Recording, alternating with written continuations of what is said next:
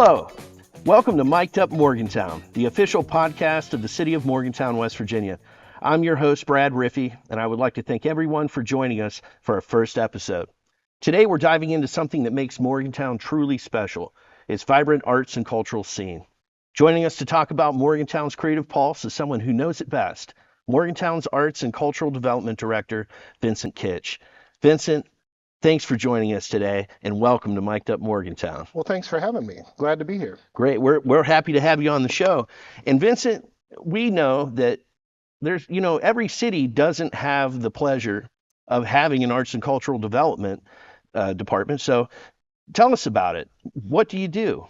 Sure. And you're right, because most cities, I would say, if you looked at them across the entire country, do not have an entire city department dedicated to arts and cultural development. So it's exciting to be in Morgantown and have that. So our department covers a wide range of things, like the beautiful facility that we're in today, the Metropolitan Theater, which has been here for over 100 years in Morgantown as a source of entertainment and news and community gathering.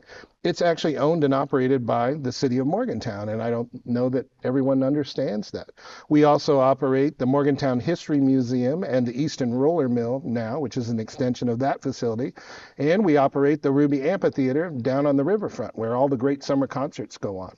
In addition to running all of those facilities, we also do projects in public art. We work with local artists and arts organizations. We work in the community, really as just a support system for any sort of arts and culture, and try to help that grow and be a part of our community. Well, it's incredible, Vincent, and it's just a tremendous resource for our community. Can you talk a little bit about the venues and the shows and maybe some of the work that goes into that? Sure. So as I mentioned, the Metropolitan Theater, over 100 years old. This is primarily a rental facility, so it's a roadhouse.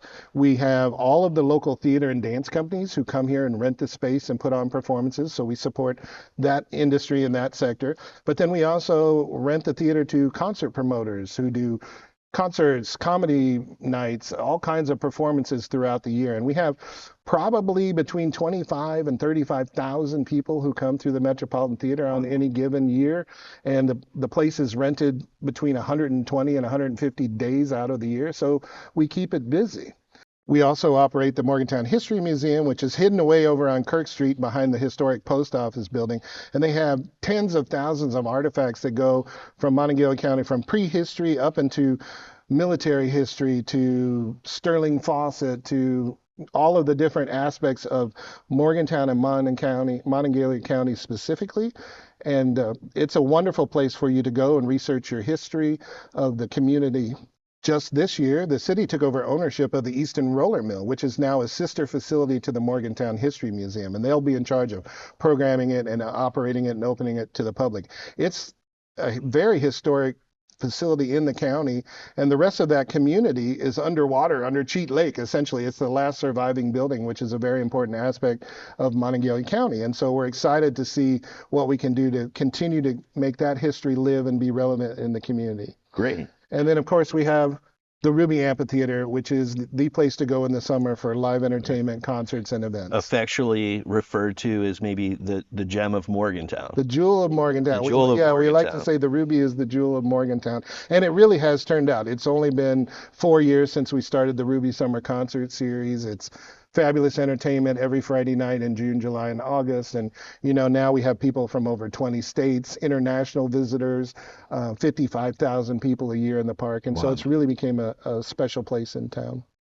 When we look at these venues and we look at these events and we're in how many people they draw to the city of Morgantown, can you talk about maybe some of the economic development opportunities and maybe some of the perks that come along with that and what that might mean to the city? Sure. I think if you come down anytime there's an event at the Metropolitan Theater, that evening you're going to see the restaurants are buzzing, people come downtown, people come from out of town. Sure. And so every night there's a show, it brings people into downtown to eat and drink either before or after performances at the events. The Ruby Amphitheater, we're bringing artists in from all over the country. So they're booking hotels here in town and coming, and we have people coming from literally states away, Florida, Wisconsin, the Netherlands. We've had people who contact us wanting to know where to stay, what they should do when they're in Morgantown. And so They're flying in, so we're booking hotel nights. The audiences are booking hotel nights. They're going out to dinner. We have food trucks at the park that generate a tremendous amount of sales locally, all from the region. They all go back into the economy. So I think the impact of arts and cultural events when you bring those many people Sure. together is really terrific. That's great. And really makes Morgantown a destination, you know? Like, I don't know if we really think about Morgantown as a destination to experience these things. So that's the whole point of the podcast is to share all the wonderful, amazing things that we're able to create here and share with the community and people outside of this community. That's just it's great to know that these events are available. They're available to the public, and they're not just for our residents and local visitors or just maybe folks in the state of West Virginia, but people from around the world. And that's truly special. For residents who want to get involved, whether attending events or supporting the arts, what's the best way to start? Sure. Well, I think you always start by like and follow the Ruby Amphitheater, Metropolitan Theater, and the Morgantown History Museum on all your social media, whether it's Facebook, Instagram. So that's how you know what's going on, at least in our facilities. We have opportunities to volunteer. You can go on the city's website and you can become a volunteer. Say you want to be an usher at the Met, which helps people who come to the shows, and then you get to see a lot of really cool shows if you want to hang around and do that. So that's an opportunity. At the Ruby Amphitheater, that is all funded through grants and sponsorships. It's not city tax dollars. And so every single year for the last 4 years, people have been saying, well, how can I support? Can I donate? And we've never really had a vehicle. And I think what's going to be cool this year is we're actually hoping to pilot a text to give campaign where if you go to a concert and you think it's great and you want to give $5 or $100 or $10,000, we'll take whatever you want to give us, and it'll allow people to support the programming so that we can continue to offer free programs and performances at the Ruby Amphitheater or at the Met and in other places, because all of that money will be turned back into programming. I mean, these are just incredible opportunities and certainly worth investing in. And I know that this is something that a lot of folks, maybe in different areas, wish they had in their community. So guess what? You can contribute and you can come enjoy all of these experiences right here in the city of Morgantown. Talking about the Ruby Amphitheater, give us a behind the scenes look. What goes in to those shows? What goes into making that experience happen? A lot for months. And I tell people all the time, the entire city organization, like every city department is involved in keeping the park up, maintenance, facilities, police, fire, everyone gets involved when it comes to a summer concert series. And it literally starts before the previous one has even ended. We couldn't do any of it, like I said before, without our great sponsors, the Hazelwood McQueen Charitable Trust, our event sponsor, all the local businesses and people who contribute. All of this is paid for with money from sponsorships and grants. So, we have to do the marketing. That's months in advance.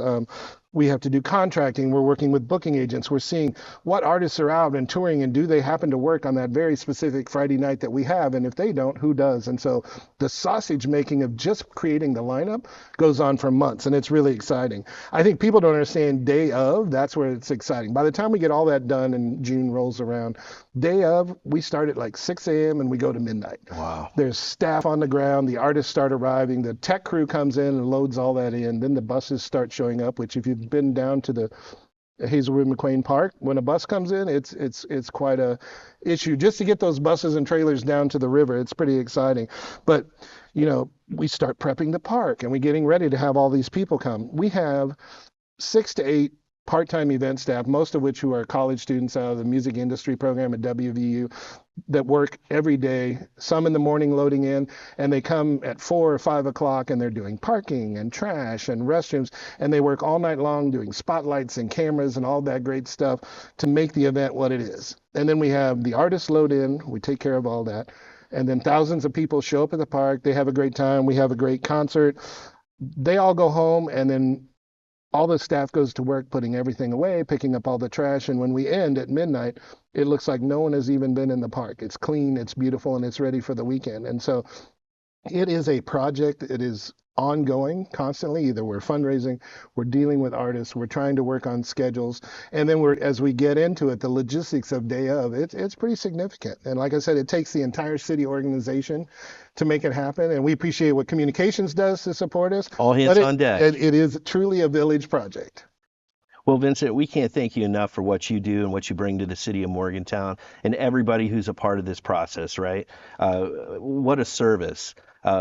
So we can't thank you enough for being here, sharing this information with us. It's been a pleasure having you on the show today. Is there anything you would like to end the show with? Well, no, I just like to say thank you. I think this is a great project. It's a great opportunity for the city to talk about positive things that we do because people think of us when they have problems, but I think they don't often know how many great things the city actually does. And so thank you for putting it together, and I'm just proud to be a part of it. Great. Well, thank you, and thank you all. That's a wrap for the first episode of Mic'd Up Morgantown. What would you like to know about the City of Morgantown? Send in your questions to Mic'd Up Morgantown and make sure to follow us on all social media.